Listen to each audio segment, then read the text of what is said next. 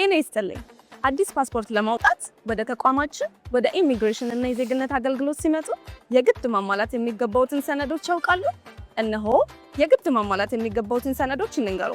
የመጀመሪያው የታደሰ የቀበሌ መታወቂያ፣ ሁለተኛ የልደት ካርድ እንዲሁም ፋይዳ ወይም ናሽናል አይዲ ናቸው። እነዚህን መረጃዎች በመያዝ በተቋሙ ድረገጾች www.immigration.gov.at ይመዝገቡ።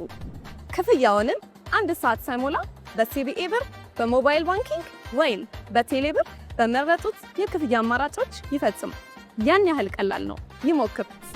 ቆይ ደግሞ ለአሻራ የሚመጡት በተሰጡት የቀጠሮ ቀን ብቻ ባመለከቱበት የኢሚግሬሽን ተቋም ያመለከቱባቸውን ማስረጃዎች ኦሪጂናል በመያዝ በአካል በመገኘት አሻራና ፎቶ የሚሰጡ ይሆናል።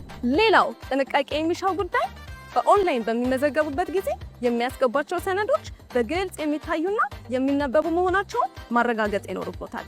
እንዲሁም ደግሞ ክፍያዎትን ሲፈጽሙ በተቋሙ አካውንት ብቻ በማስገባት እና ሌሎች ክፍያዎችን ባለመፈጸም ራስዎትን ከህገ ወጥ ደላሎች ይጠብቁ።